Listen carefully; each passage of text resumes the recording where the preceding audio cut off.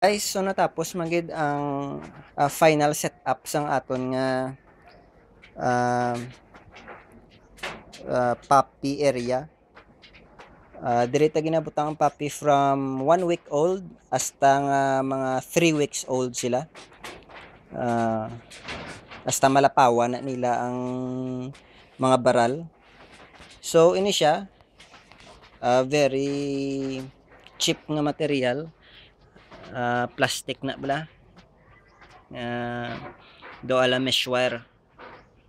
So do I think mga 98 per 3 feet by 1 meter. Tapos do ginobra ta sila do presuhan nga palaba. Actually do running pen. So huben pa sila, ma-exercise na sila once mabugtaw sila. Wala sila kadtuan kundi malakat gid sila. Maobligar sila maglakat para makakadto sa isa ka lugar. Ang sa kilid do lain niya kay kulang ang aton nga material, so improvise na lang. So duwa gyapon ka mambilya para init gid, tapos sa karton sa kilid para hindi magwa ang init. Make sure ta nga hindi gid sila kagwa. So ang inobra ko may-ari na di halog nga kabilya, gimbutangan sang higot di nga daw rubberize para hindi siya makagwa.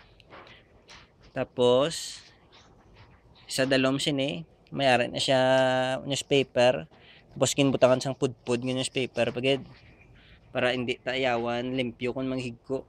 Ang pudpud lang kwaon ta in case na gid nga magdamo ang higko. Di may sa dalom sang ining idagko nga sipad may ara pagid hole pagid yang newspaper. So damo siya layers actually para hapos sa aton magtinlo. Everyday tinloan tagid sila, make sure nga clean sila. Subong kakatulog ni sila. So mas nami kun mas amo ni tani amo ni katag-as kag amo ni kaikit. Saktuhan lang gid sila. So by the time siguro nga 1 week after daw ma-check ko do hindi na sila di bagay dire. Kay madako na lang na sila mo. So ang aton nga obrahon para hindi nila madakuan ang ini nga cage is slow tang ila growth. Hindi sila nga jutingon ta pagkaon nila, but obrahon ta ipaslow ta lang ang ila growth, vitamins ta lang sila. So ginaobra ta na kay para hindi dasig magdako ang puppies, kag at the same time very healthy sila gyapon kag very compact ang ilalawas. Kay kun pakanon mo nila mo damo ang puppies, matag-as ni sila dasig. Pero ang lawas nila hindi compact. So amo nang gina-avoid ta, especially kun mga big breeds.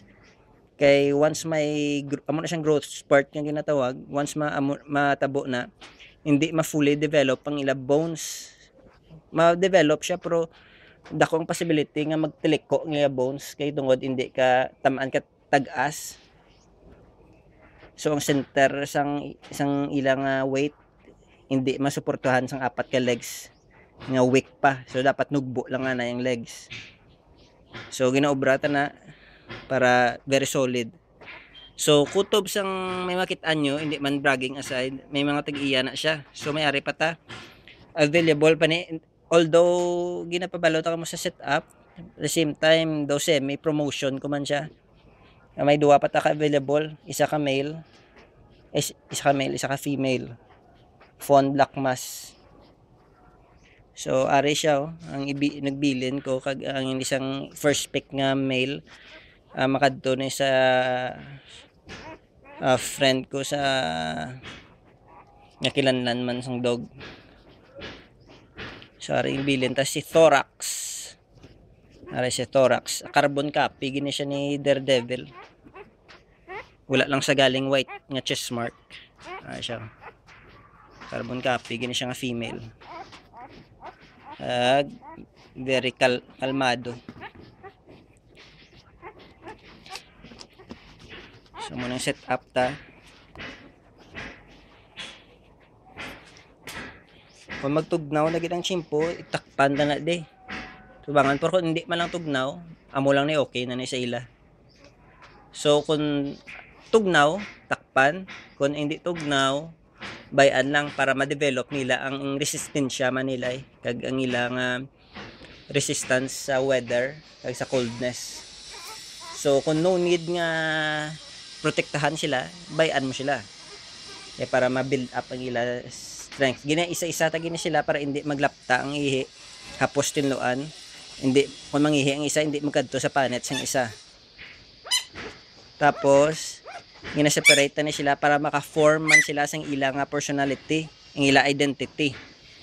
So ginaobra ni siya sa mga working breeds kay tungod nga kinahanglan ta very solid nga pup mo. So hindi ta na maobra kung ang pup dependent sa iya mga siblings or sa iya mother. So gina-separate sila dayon at this very early age para wala may ma-form nga attachment sa mother or makuha ang identity sang mother. So muna gina-separate ta sila as much as possible days old pa lang separate na. So ari siya. Si Thorax. So mamangkot ka mo nga agi na share tan sang akong time wala gid may ga share yabi or kabudlay mangita sang information. So tungod may ara na ta cellphone tapos may internet naman ta maka-upload lang ta dasig, gina-share ta ang aton nga method. Ini siya hindi na siya gali akon gid yung method na improvise lang ko. Kita nyo sa iban ko nga video kalaway pa sang setup ngin panami ta lang panami hasta makit-an ta kun diin gid ang ga work gid. Kung may sala sa una nga setup i-islan ta naman ang setup panamion ta nga panamion. So subong do kampante nako, confident nako nga do na cover na sang ini nga setup ang tanan nga kilanlan, wala na sang sala, hindi na sila kagwa, komportable sila hapos tinluan tapos init sa sulod. So do wala nako may mapaminsaran nga kilanlan pa nila as of now. Wala ta kabalo basi sa dason may problema naman nga lain. So dapat ang imong setup flexible katama. So muna siya. So I hope na nanamian nyo ini.